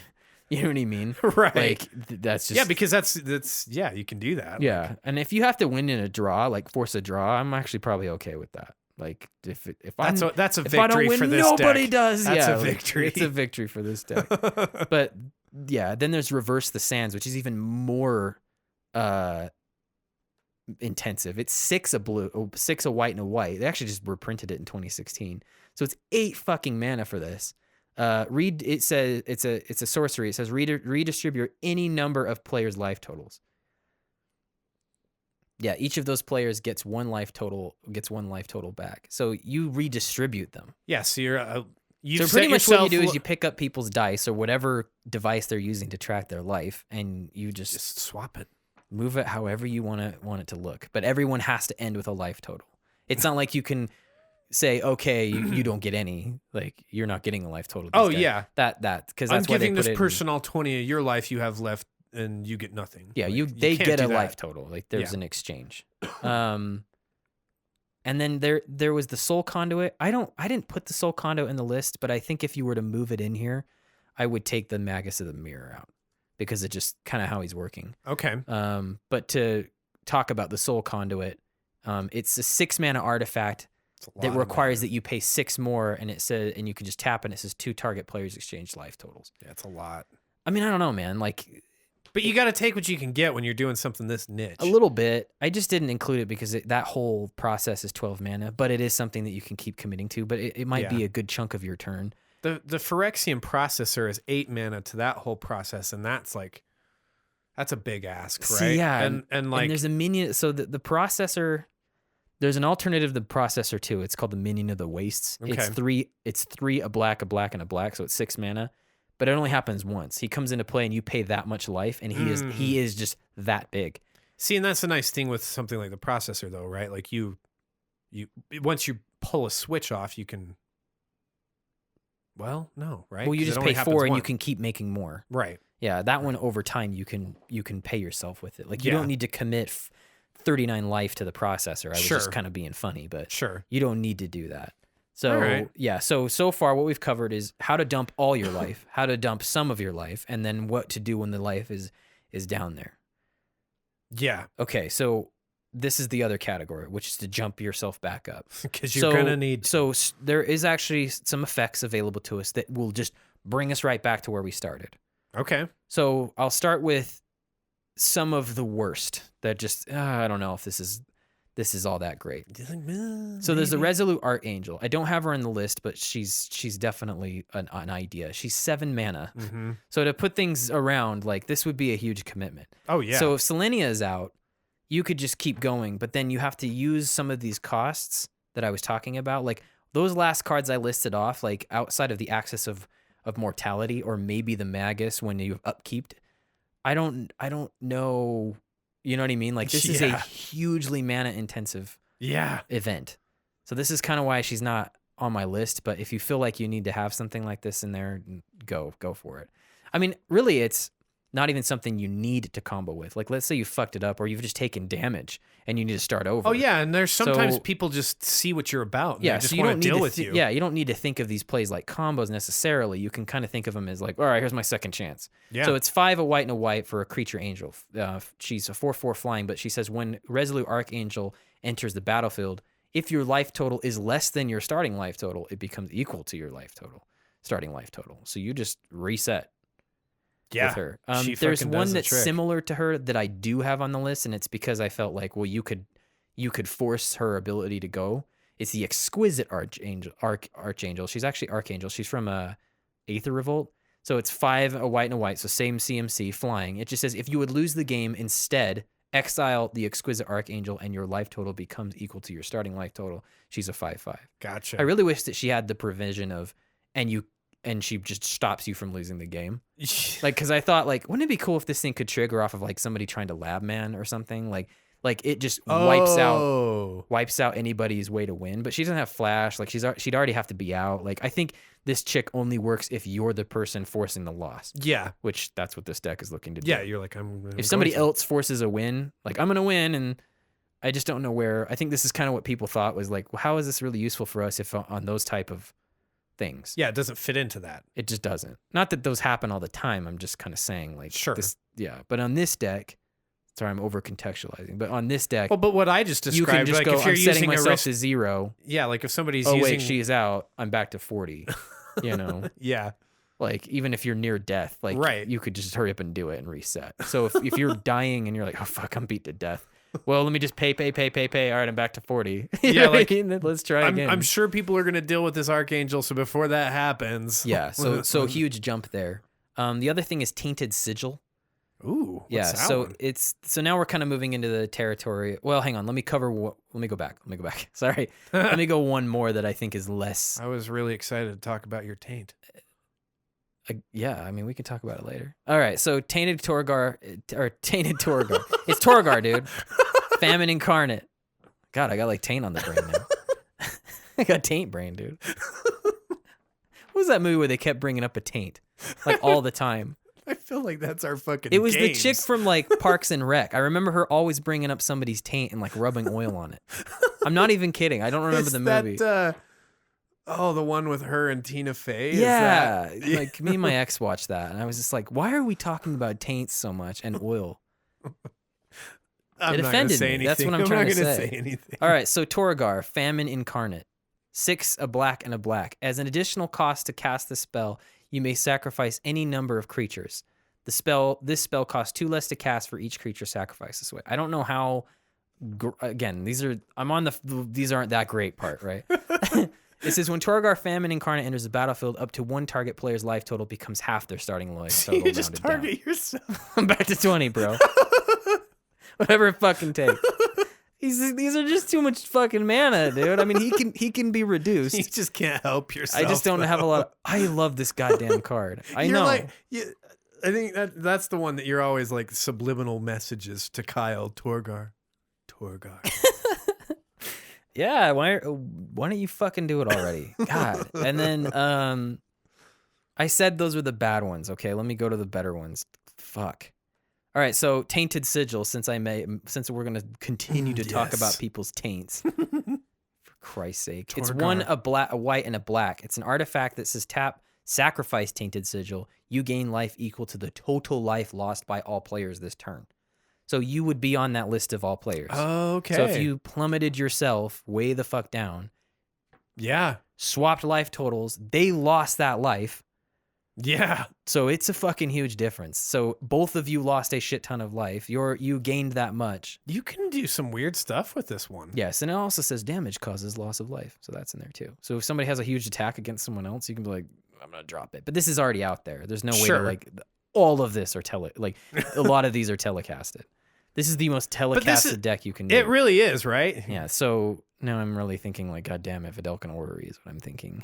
All this, I didn't even think about that, but I mean, people are going to be pretty wise to what you're up to, you know. If there were a deck for that, this is it. Yeah, that's one way to do it. Another one is a way to flip your life back up. Where did that go? Oh, Oketra's Last Mercy. I was looking for it. I was like, is it Karametra's Last Mercy? No, it's Oketra's Last Mercy. So Oketra's Last Mercy, it's 1, a white and a white. It's a sorcery. Your life total becomes equal to your starting life total. Lands you control don't untap during your next untap step. Oh, so if you use artifacts to do this, it's not that big of a deal. Sure. But yeah, you're basically down 3 lands if you use this for your next turn. Sure. So you can kind of think of it as it's 6 mana, I guess, but over 2 turns. You better not do anything else that turn, though, because those lands aren't coming untapped either. Exactly. So with all this going on, you better have somebody dead from it. You better have like a life swap where you've paid it. That's kind of the. Yeah, you're right. Like that's kind of the price. I mean, she fucking died to Nikki B anyway. So did she? I actually don't remember in that one. I thought it was like one of his people. Well, yeah. Okay, let me go over the last one, which I think is the best one. It's called the Children of Corliss. So it's white. It's just 1 white mana for a human rebel cleric. It says sacrifice Children of Corliss. You gain life equal to the life you lost this turn. So it just, for next to nothing, you're back up where you started. If you have one of these huge pay-ins, so Selenia or any of these things that I've listed off. So drop your life total down, find a way to give it to somebody else, sack these guys, you're back get up. it back. There's also, if you notice that those creatures I talked about that are sizable, they're like the processor or the wall of blood or that due to the wastes, I can't remember the name. Their size is equal to life totals. Another one would be the Tree of Perdition. So it's 3 in a black. It says exchange target opponent's life total with Tree of Perdition's toughness. So you can just give them a life total of 13, and then this thing becomes a whatever they were. So a 0, whatever they were. And then so you if they play were your full, Triskaidekaphobia, and they're fucking dead. Yeah, you could do that. Yeah, you could do that. The reason I'm bringing this into play is that we have effects that sacrifice creatures and you gain life equal to their toughness. And then there's ones that you sacrifice and you gain life equal to their power. Okay. So the toughness would be the first one, would be the Disciple of Gristlebrand. He's 1 in a black, pay 1, sacrifice a creature. You gain life equal to the sacrifice creature's toughness. Okay. So you've stolen their life total, and then you just sack it away. And then you sack it away and you gain a shit ton of life. And then you just gain their life total. So you could actually be higher than when you started. Oh, yeah. There's the Disciple of Bolus, but she cares about their power. So you kind of have to be careful with the tree, but that processor will work. Yeah, the processor. So she's 4. So for 8 mana, basically the cost over again. You pay 4, make the artifact. Yeah. Then pay 4 more, drop the Disciple of Bolus. So she's a human wizard that says when she enters the battlefield, you sacrifice another creature and you gain X life and draw X cards, where X is that creature's power. So you've converted your life. That one's not nearly as telecast, Andy. Not as bad. Yeah, I'll admit that. Yeah. I couldn't see that coming. Swords of Plowshares will work too. Oh. So you can just cast Swords of Plowshares and grab that life. Thanks. That I always would hesitate on because you never know when you're going to need it, but your life total's low. You probably just need to do it. I mean, if you're plunging your life total, yeah. Yeah, there's there's the I other love side this of stuff that like makes you completely reconceptualize how to use a lot of these cards, or bringing in a bunch of cards that you would never use. But dude, this is kind of freaking me out. Like, this deck actually has too much tech. There is too much pay life, get something. I'm not even able to scratch it all. Like, oh no, when I'm sure I did my suicide deck, like, yeah, there's a lot, and I've kind of narrowed it down to white and black. Like, if you start incorporating other colors, like, dear God, yeah. But we're on the Orzhov episode. Sue me. Temple of Alclazots. Remember that one? Oh, well, its second ability was sacrifice a creature. You gain life equal to the sacrifice creature's toughness. So this again works with that tree. Yeah, it works with the artifact, or it works with that guy, or the blood wall of blood. I keep Minion of the Waste. I keep forgetting that dude's name. Minion of the Waste. So that's why those are in there. You could drop Torgar. Like, there's other big creatures, I guess, that you can just grab the life from. But that's another way to kind of jump back up in life total off of these larger creatures. Okay. But I would encourage you to make sure you've got the one that cares about toughness when you do the tree. Yeah. And then you got the one that cares about power when you do any of the other ones. Yeah. Or those ones are more flexible. But yeah, when we're talking the tree, you've got some specific needs there. Yeah, some of them aren't going to work because they care about specifically toughness. Okay. Follow me so far with all this? I am. So next step is when they gain, when you gain, they lose. So when you suddenly jump up in life total, you can pain them pretty bad. Okay. Yeah. So if you have Sanguine Bond out, you will be able to peel somebody else. So let's say we've gone through the steps. We've exchanged life total. Someone lost life. Yeah, so you've now and then I jump back up, so I've gained life. So Sanguine Bond is 3, a black and a black. It says whenever you gain life, target opponent loses that much life. So you would just transfer that loss to somebody else again. Basically, you've just made it so that 2 different people get set to the life total rather than just one. Yeah, that you're trying to accomplish. Yeah, so now both of them are in bad shape, and that's just that. If they lose any amount of life and you drop a wound reflection on them, oh, yeah. it's 5 and a black. At the end of each turn, each opponent loses life equal to the amount of life they lost this turn. Damage does count as life loss. This is a $21 card now. Holy And fuck. Its other effect can be found on the Archfiend of Despair, which is marginally better. It's 6 or better, meaning for the price to your wallet. Sure. It's 6 of black and black for a creature demon flying. Your opponents can't gain life, and at the beginning of each end step, your opponent loses life equal to the life that player lost this turn for a 6/6. So it by itself does 12 damage when it attacks anybody, just in isolation. But yeah, that's a $13.59 card, and it's just out of Battle Bond. That's fucking So crazy. These two effects are already pretty They're expensive. so desirable. Yeah, talking more about like the Sanguine Bond type effects, the Vizcopa Guildmage will also work. Yes. Although it's, it's a creature, so it's a little squishier. But That's a cheap card. yeah, so it's only 42 cents. Yeah. Well, the Sanguine Bond's like nothing, but Yeah, it's the it's other white. part of the combo that's expensive. Yeah, so the big thing here is it's white and a black. You can pay white, or you can pay anything and then white and black, and it says target creature gains lifelink till end of turn. So if you've got hatred, now any one of your creatures is something that you could just remove somebody from the game if they don't block. So you can attack with something very innocuous and just Like, I'll take the one. but the turns out. right, but the relevant ability here in regards to Sanguine Bond is you pay 1 a white and a black whenever you gain this life, or whenever you gain this life this turn, each opponent loses that much life. So it goes to everybody. Yeah. So you just take them out. Pretty close to it anyway. Yeah, Like, I mean, you're is setting everybody at like 2 or something. Yeah, everybody like is crippled. that. Yeah. Yeah. It's one of the best guild mages. So yeah, that's kind of talking about like when you gain, they lose, and then the other one is like when they lose more. So you don't need to be like with Wound Reflection or that demon out. You don't need to be like going too far down. Yeah. But maybe think about how to move the life totals around. Like it might not make a difference, but you could just say, okay, you're out.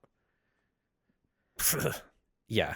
Then here's my last kind of segment. Well, 2. There's one I'm just calling it. Just give me a second. Just give me a sec. Just wait. You actually really can't handle a lot of aggro. Like things need to kind of align for you a little bit. Oh, so yeah. we've got to include stuff like No Mercy, which basically makes it so if anything is dealt damage, they just get destroyed.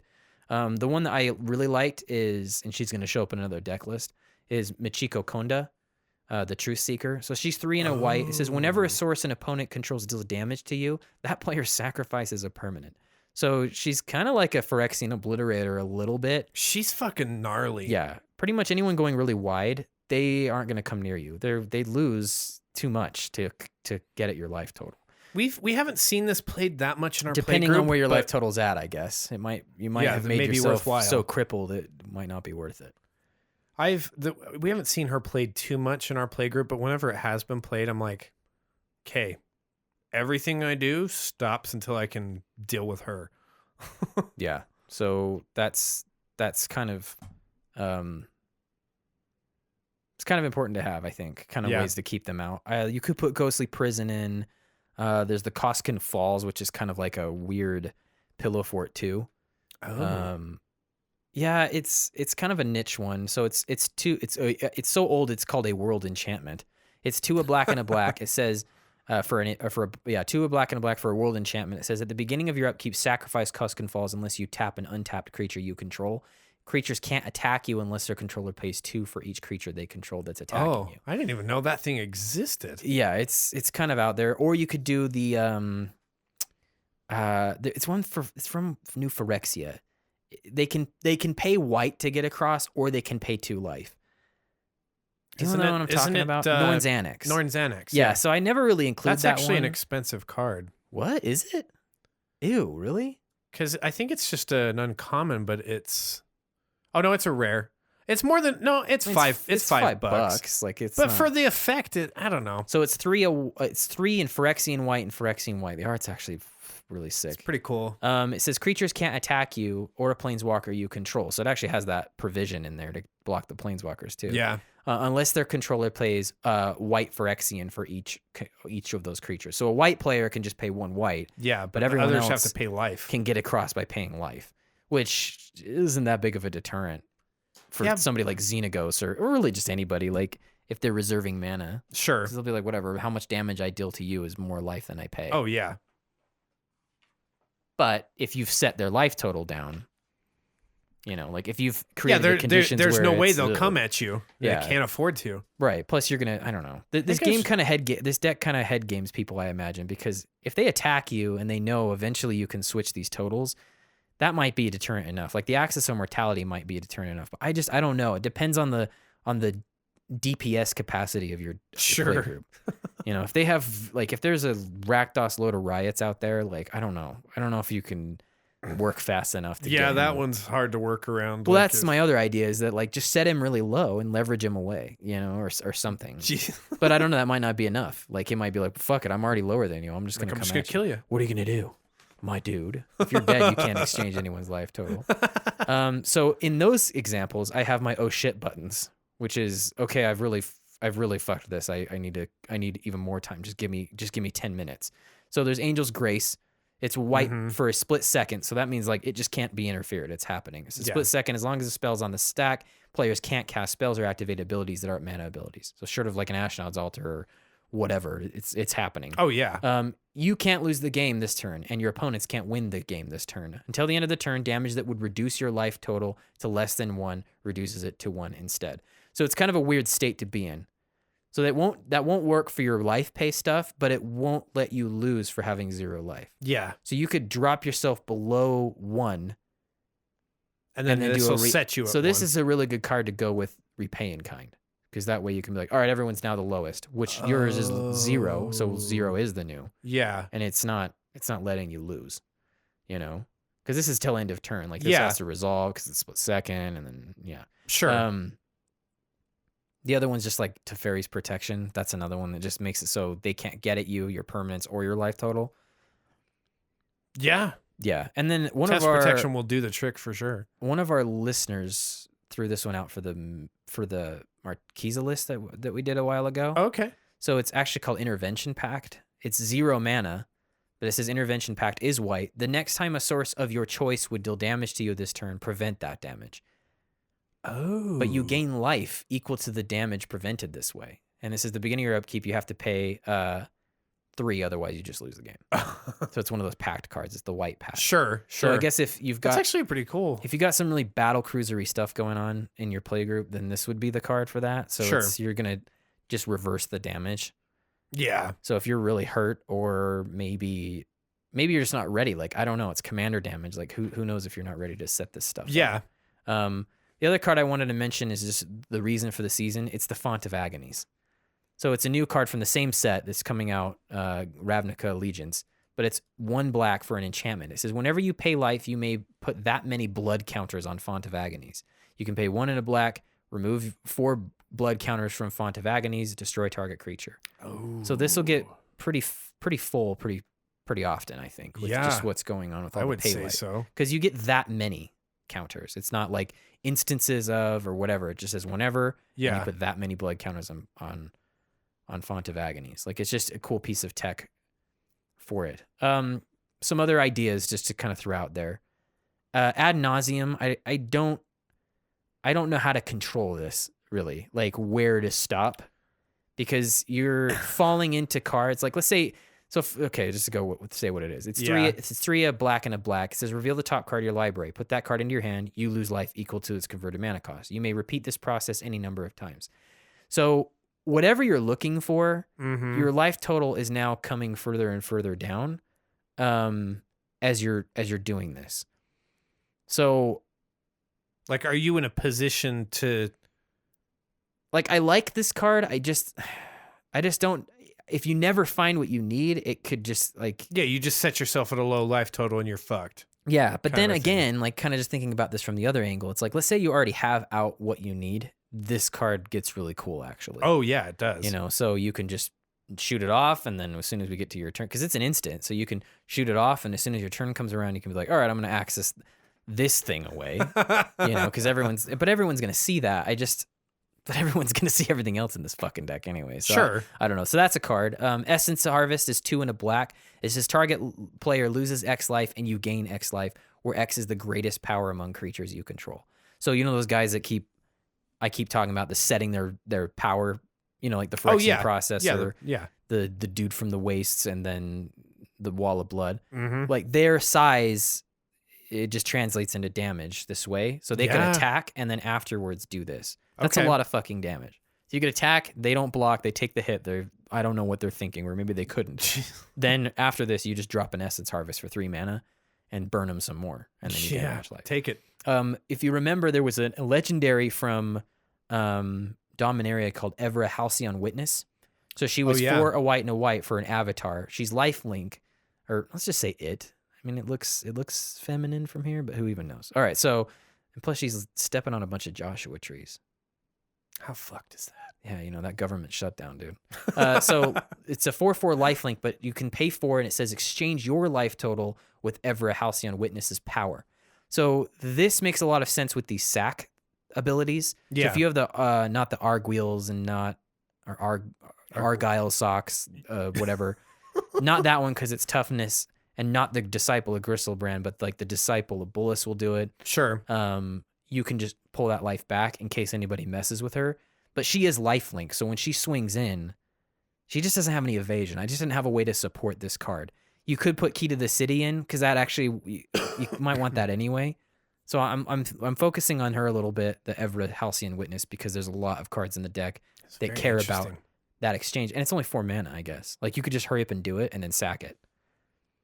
Or hurry up and do it, change the life, attack. I don't know. There's so many weird ways to permutate this. Yeah. And she is lifelink. So even if they block, you crash into something big, you gain your life back, you Sanguine Bond their face. I don't know. Like there's just, it's looking better. Another one that might, I don't know. There was just something about this card that rubbed me the wrong way. It's near death experience. So it's 2 a white, and a white. This is the beginning of your upkeep. If you have exactly 1 life, you win the game. I mean... So with her out there, with Selenia out there, you don't need to do it during your turn. Like, you can leave them both out, the near-death experience, Selenia. And if nobody does anything, you can be like, okay, I'm going to keep doing this. But she only pays 2, so you have to be in a weird spot where you... Or you could get yourself into an Angel's Grace... Or something, type situation. Type situation where you set yourself to 1 or whatever. Like... I don't know. It's not in the list. I might move it back in before we publish, but that's cheeky. It is a little bit, because really you can't really set yourself to 0 whenever you want. 1 is probably a lot of the time the most extreme, but it's a thought. I don't know how to pronounce this one. It's Necralgia. It's 3 a black and a black. Play Necralgia only during your end of turn step. So it's like the last fucking thing you can do. Oh. And this is kind of why I wasn't really all that into it. Yeah, because it's very specific. As additional cost to play Necrologia, pay any amount of life, and then you draw cards equal to the life paid this way. Ooh. So right before your turn ends, you just dump your life total. But the thing here is that the turn is over. So what are you going to do with those? Yeah, so that Magus of the Mirror, that can't happen until your upkeep. Right. The only effects that will trade this life total, I guess... now it's pretty low, I get. I don't know what you've done. I don't know how many cards you've drawn. I don't know what you've done with this card. But if you've been really reckless with it, your life is very low, and we're not having any change to that until we get to your next turn. Yeah. So I think only Soul Conduit. I don't know. There's not a lot of instant speed ways to make good on this card. And it is 5 mana. So... yeah, that's a very interesting, space Vidalcan Orrery might... forced to... Yeah, exactly. I was thinking the Orrery needs to come in for something like this. Phyrexian Unlife. So it's 2 and a white. You don't lose the game for having 0 or less life. As long as you have 0 or less life, all damage is dealt to you as though it was a source of infect. Damage is dealt to you in the form of poison counters. So pretty much it gives you a bonus of 10 life. Yeah. Kind of. These pay life effects don't interact with this, though. So you can set yourself to negative whatever. I don't know why you would if your plan is to exchange life totals anyway. But this kind of gives you a zombie state to put yourself in. And then I guess if you wanted to put that, you could combo with the whole Solemnity, which basically makes you immortal as long as you have both. Because Solemnity says players can't get counters, so you can't be infected from the Phyrexian Unlife. Counters can't be put on artifacts, creatures, enchantments, or lands either. So there's that. Just some other cards I'm wanting to find a place for. Spirit Loop. So it's 1 and a white for an enchantment art. It says enchant creature you control. Whenever enchanted creature deals damage, you gain that much life. Okay. but that it says when Spirit Loop is put into the graveyard, return Spirit Loop to its owner's hand. So it's like a Rancor of lifelink, kind of. Boop. Yeah. So I thought having it on her, like, why not just because she is a flyer. Yeah, that was you the can one go thing. out and hit things. So that's the direction I want to take this list. If I could clean this up a little bit, I think Okay. like this is leaning not clean it up. It actually kind of slow it down if I did that, but it's leaning really hard on this whole like I'm paying a fuck ton of life and I'm giving it away, like that whole thing. You know, like the Blood Wall doesn't do anything in this deck other than like a life dump for you, a 3 mana life dump that can be flipped into something else. Because with all these like life changing things, like outside of the Children of Corliss, like it's actually kind of mana intensive to flip your life back to where it started. Oh yeah. So that's why the Blood Wall's in there. I'm just kind of giving you some context as to why a 3 mana defender is in there. I mean, so I can pay the 3 mana, empty my life into it, find a way to trade the life or whatever, and then flip it over. Yeah. But what I would like too, if I could find a place to put it, and I'm thinking the only thing I can let go of at this point, and I don't want to, is Torgar, I think. Because he's just setting you to 10. I mean, you could do Sorin, the Planeswalker. Yeah, Sorin set somebody to 10. I think what I'd like from this list, if I could ask anything more from it, is a way to take advantage of the fact that you do have a flying, kind of hard to kill commander. Like she's not. Yeah, because she can pop her back. Yeah, she's not easy to zone for your opponent. You can just pop her back. Right. So I think giving her lifelink is something where you're okay. Like I can kind of work on people, siphon life over to my side, which honestly gives you a buffer, especially if you can just pay it away anyway. Oh yeah. You know, it doesn't really matter what you're going to do. And it gives you more resources to pay for things. And like that Font of Agonies gets real swole the more life you have. Yeah, exactly. Or Necropotence or whatever. But so things like, and not to be inelegant, but looks on Warhammer, like it puts her up to 6, which isn't where I'd like her to be. You want a little 7. More size, but she hits for 6, you gain 6, and she's just this big clunky trampling creature. For a while. But what do you do with it when she's not around? You know, like I don't know. It's just kind of mana. Like even if you pop her back to your hand, you got to pay 5, then pay 3 more to re-equip. Like it's kind of a lot. It's always the challenge of how do you weaponize life, right? Yeah. So what I did instead was I just put some lifelink creatures in there just in case them or hatred ever happened in the first place, and then Whip of Erebus. Oh, so Whip of Erebus, you can just all your creatures have lifelink. Yeah. So if you swing with something and have hatred and they don't block, it's lights out. You can kind of opportunistically bring some stuff back if you need to. Yeah, you just slap them right in the taint. I mean. So yeah, that's my exploration of Orzhov, and honestly, that's the first time I've ever done that. I've never built an Orzhov list. You haven't built an Orzhov list, but you did work on Uncle Karlov for quite a while. I remember you never pulled the trigger on it. Yeah, you worked on a list for quite a bit, and I think it was just that was more incremental. It was like he doesn't really want.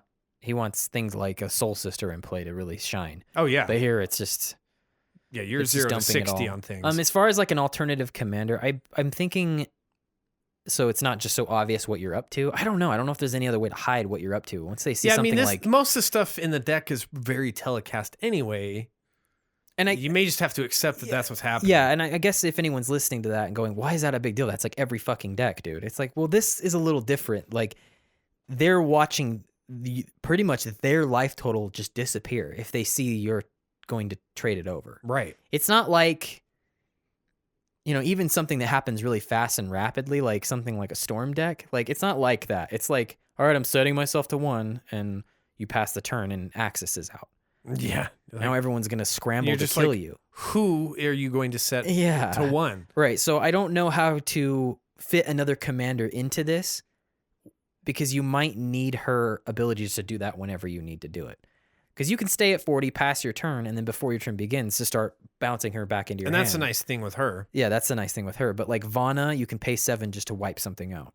But you do have to tap. Tap. I know. It's like if Vana didn't have the tap, if they were like pay 10. Like it's fucking crazy. A little bit. And it's lifelink, so you can block and do it, I guess. Just wish. I don't know. It's kind of weird.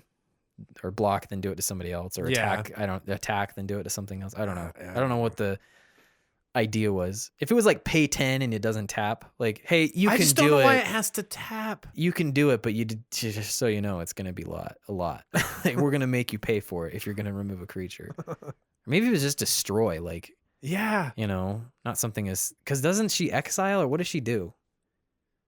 Nah, yeah, she destroys She a just non-land permanent. destroys. Yeah, activate this ability only during. I mean, your yeah, turn. it has reach into all those different into non-land. Yeah, you can permanents. only do it during your turn too. Yeah, yeah, like You have to give her up it's as a blocker. like it's saying you have to attack because she has vigilance, like as well, and then you pay 7 and tap to. Oh, thanks for the vigilance. Yeah, like why? Thanks, at least letting me attack with her. It's very bizarre design. Yeah, I don't know. Can you think of anybody that would be?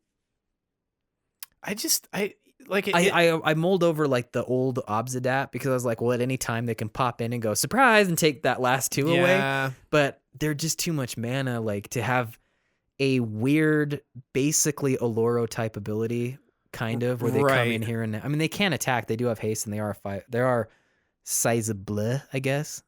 You mean?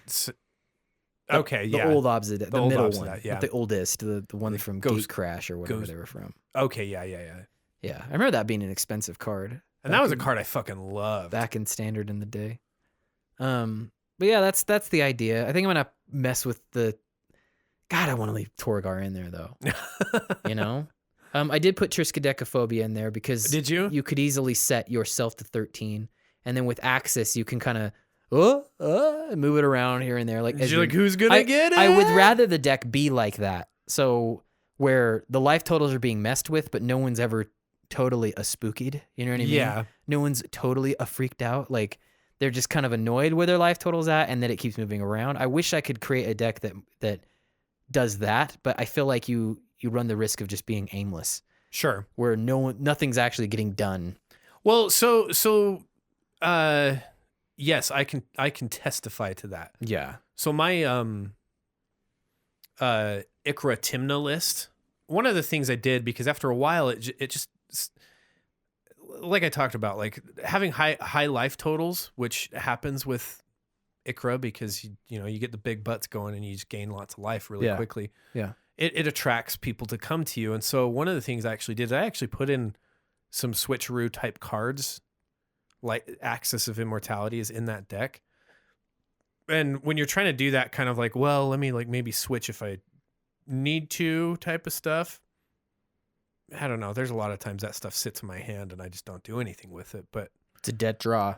It is. But by the same token, it's kind of nice to have, if you have enough other things going on in the deck, it's nice to have those options available to you to where you can you feel like you can manage the game as it comes to you. I don't know. But you're right. It can be dead. It's just sitting there. Yeah. I don't know if it'll be dead in this deck. There's ways to make it realize its purpose. But what I'm saying is, like, if your approach is to leave it like that, kind of just get what you're saying. Not scare people, but sort of get people kind of, whoa, weird stuff's happening with that. Yeah, what's the point? Well, this was pretty nutty, right? Like your life total was over here, now it's over there. Like I just don't think only you are going to be amused by that, right? Unless you've got a really inquisitive group, I guess. They're like, oh, that is neat, rather than, yeah. So, yeah, me and AP worked on this list. I should give him credit. Like he kind of threw some of the stuff because he actually used a lot of these strategies with Alicia.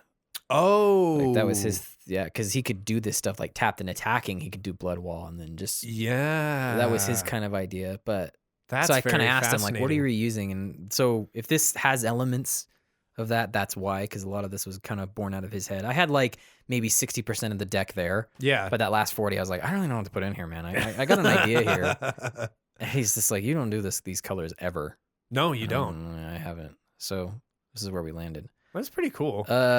So the outro, man, like I thought we were doing Azorius this time. Yeah, what happened? I don't fucking know. I'm a terrible listener. I'm a terrible listener. Also, I hate fucking doing the outros. I sound so fake doing it. Like sitting there with the freaking. I'm always afraid like someone's gonna hear me doing them. Like hear me in the bedroom going. Like whatever it sounds like. I'm gonna knock on the door, Andy. I'll be like, Andy. I'm doing the what do you fucking want? I'm doing the recording. God. Or Tiff being Your like, porn sounds weird, Andy. I talk to my porn. Yeah, or Tiff coming over, like, you know, what are you doing? I'm doing the outro, baby. You know? Shh. So I thought it was going to be Azorius this time. Yeah. Yeah, so I was more prepared for that than this. Sorry, man. But I had done all my Orzhov homework. So Yeah, it's all right. A little weird. Yeah, it's all right. So, okay, just so I can, I'm not even going to take a mental note. I'm going to program it into my fucking phone this time. What are we doing next episode? I don't know. Can we do Rakdos? Let's do Rakdos. Okay, so I'm going to commit to girl next episode. And I'm just kidding. We're going to do Rakdos next time. I get why you wanted to do Orzhov, though, because it would have been like blue in a row. Yeah. 2 blue decks in a row. I Yeah. mean, I guess we're just going to go with 2... It's just going to be black. yeah, black episodes. It's going to get a lot weirder, though. Yeah, this is going to You ready for the riot, dude? Yeah, I'm... No, not yet. Give me a week. I'll get there. There was what was it? The super blood fucking moon thing, whatever that was. Did you see that?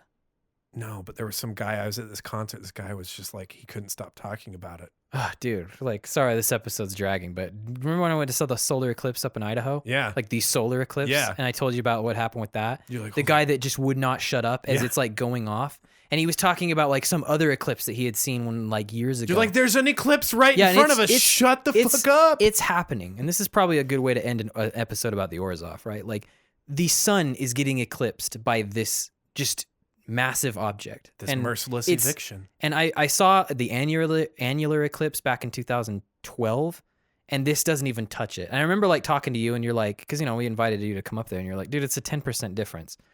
Yeah, it's kind of what you were saying. It made a huge difference. And I think though. at the time I was like, yeah, okay, you know. But we're talking about the surface of the fucking sun here. Like 10% of that is all the difference. Yeah. So yeah, as it's like becoming eclipsed, dude, I mean, I've never experienced anything like that. Like I was completely shut down by that event. And this dude is just flapping on about, and then there it came up over the cliff, and yeah, just like that. And nobody's listening to this guy. It's merciless evictions going off, and that's like somebody in the street when He's a Merc the mad evict's going prophet, on. dude. Yeah, yeah. There's a heron on the moon. Or it's not a heron, it's a shrew, a 1,000-legged shrew with a voice like nobody fucking cares, dude. So I like put my earplugs in, you know, and listen to this like song is like, oh dude, that was crazy, that entire event. But was that guy at the concert talking about Talking about the blood He would moon? not shut up about it, and it's like, dude, we're literally listening to a band at a concert right now. Stop. Yes, shut the fuck Stop. up. God. So yeah, Rakdos next week.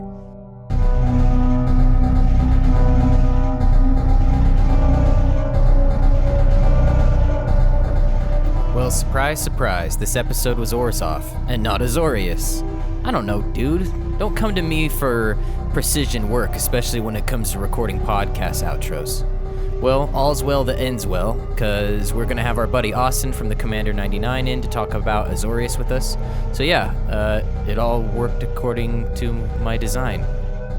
Music this episode is by Dan Terminus. Man, I just can't get enough of this music. The track is Vesubian from his album Automated Refrains. Well, that's all we got this time around. Thanks again for listening. It really means the world to Kyle and I. Take care, and we will see you again.